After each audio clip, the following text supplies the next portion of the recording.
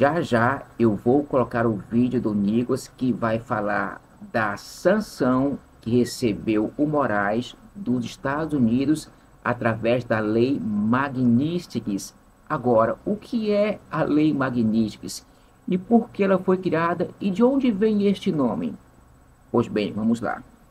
A Lei Magnitsky é um projeto de lei bipartidário aprovado pelo Congresso dos Estados Unidos e sancionado pelo presidente Barack Obama em dezembro de 2012, com a intenção de punir autoridades russas responsáveis pela morte do advogado tributário russo Sergei Magnitsky em uma prisão de Moscou em 2009.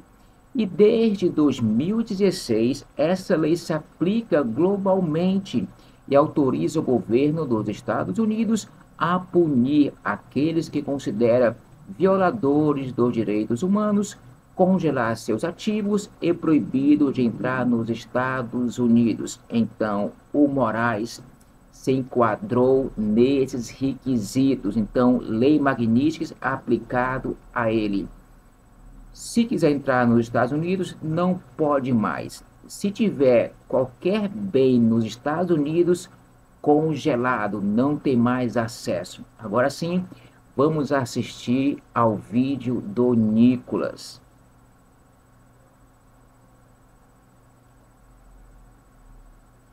Hoje eu preciso que você preste bastante atenção nesse vídeo. E sim, mais uma vez nós vamos falar dele, Alexandre de Moraes. Hoje, como você deve saber, o Alexandre de Moraes foi sancionado pela Lei Magnitsky. Magnitsky do amor. Parei, o assunto é sério. Mas o que é de fato, a Lei Magnitsky? Basicamente é uma lei criada pelos Estados Unidos para poder sancionar pessoas que são responsáveis por violar direitos humanos e corruptos ao redor do mundo. Antes que você fale, Nicolas, mas isso não está ferindo a soberania do outro país? Não, porque as sanções são aplicadas às empresas americanas que tiverem contato com quem está na lista. E impede, por exemplo, a entrada do Alexandre de Moraes no próprio Estados Unidos, ou seja, sobre o próprio país deles. Além disso, Itaú, Bradesco, Santander, Banco do Brasil, Nubank, Inter e demais bancos devem bloquear contas, ativos ou cartões caso possuam vínculos com Alexandre de Moraes. Proibição de entrada no país, suspensão dos cartões como Visa e Mastercard, porque são de lá. Todo e qualquer banco brasileiro que estiver mantendo vínculo com ele estará sob risco,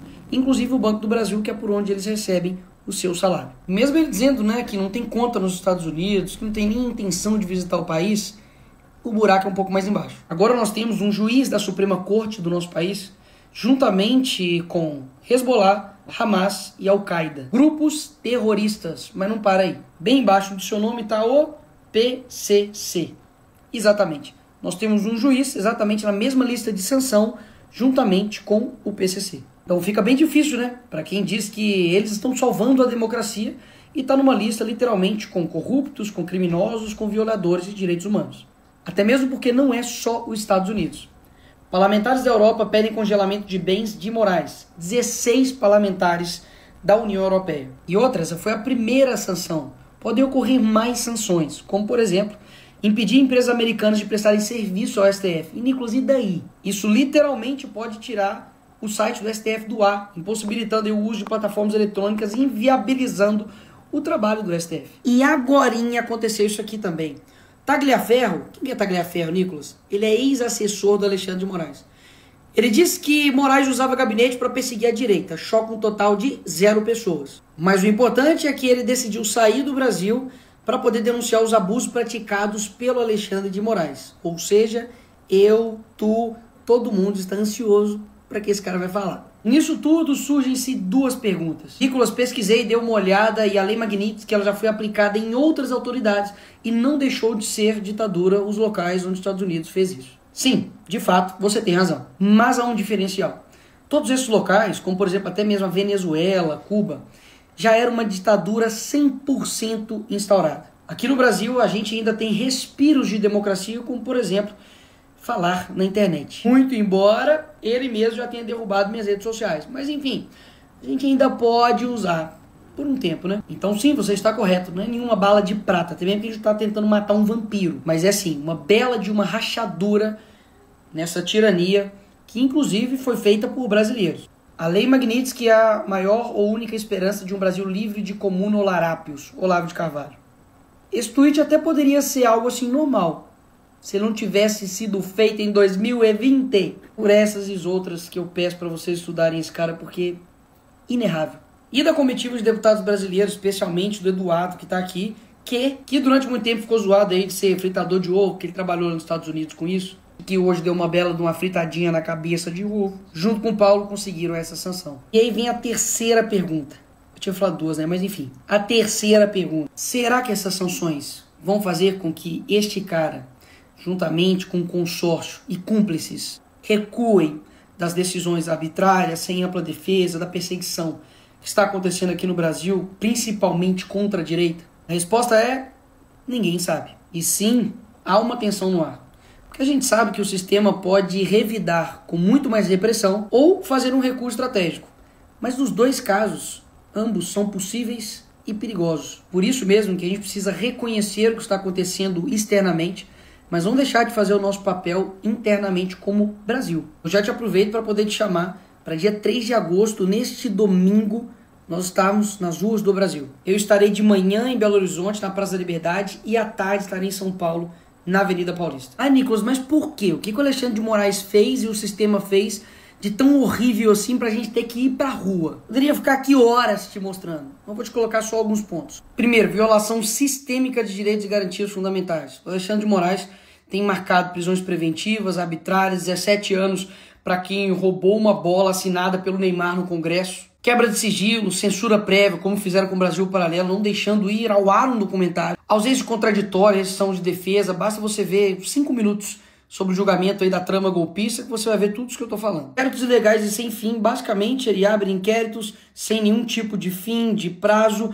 e vai prorrogando, e basicamente para poder fazer o Fishing Expedition. Significa fazer uma pesca predatória. Basicamente você vai indo atrás da pessoa para poder ir buscando outras coisas. Isso não é papel dele. Se for, é o papel do Ministério Público, não dele. Medidas abusivas contra o ex-presidente Bolsonaro. E repito, você não precisa gostar dele, mas falar que isso aqui é normal, tá de sacanagem. Bolsonaro não pode dar entrevista. Ele não pode falar com o seu próprio filho.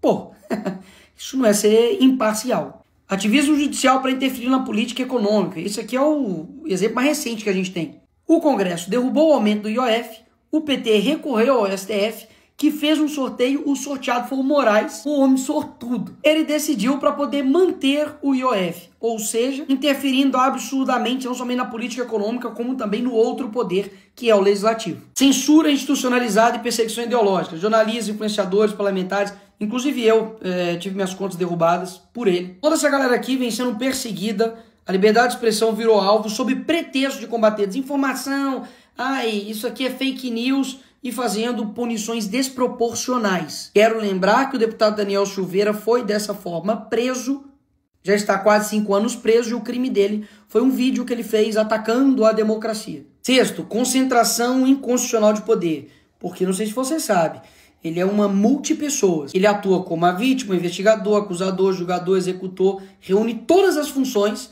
basicamente em um juiz só. E por fim, toda a construção de uma narrativa de trama golpista, que na verdade a gente sabe muito bem que é para poder perseguir quem estava de verde e amarelo. Se tivesse todo mundo de vermelho falando que era esquerdista, invadindo o Congresso, como já foi feito várias vezes, aí estava todo mundo livre e em paz. Isso aqui é somente a pontinha do iceberg, porque eu reuni tudo isso aqui para poder protocolar um pedido de impeachment do Alexandre de Moraes com base nesses novos fatos que nós temos hoje. Ou seja, o mínimo que você tem que fazer agora, depois que esse vídeo acabar, é ir até o seu senador e pedir para ele se posicionar para que ele seja a favor do impeachment do Moraes. E você pode me perguntar, mas Nicolas, por que eu tenho que saber de tudo isso? Sobre Alexandre de Moraes, sobre sanções, sobre todas essas questões. O que isso muda na minha vida? Tudo. Tudo. Porque basicamente durante muito tempo, o brasileiro só vai pra rua quando sente no bolso, né? E é claro que eu quero ter o país com uma economia pujante, com empreendedores, com a gente, enfim, conseguindo viver um país de maneira digna. Mas a nossa liberdade não importa. Mas a verdade e a justiça passaram a ser palavras somente para a gente aprender a escrever um texto? Não, eu não quero ter um país assim. Um país que se preocupa somente com a economia, mas que no âmbito da moral, no âmbito da liberdade, nós somos uma ditadura, uma tirania? Peraí, não é assim que eu imagino um novo Brasil. Então sim, é um trabalho de formiguinha. Conscientizar, falar com as pessoas, ganhar a opinião pública, afinal de contas, Nós temos aqui, ó, só isso aqui, ó, só a internet. Enquanto eles têm as universidades, têm os tribunais, tem a Globo, tem toda a mídia tradicional do lado deles. E eu não tenho dúvidas que para melhorar vai ter que piorar muito ainda.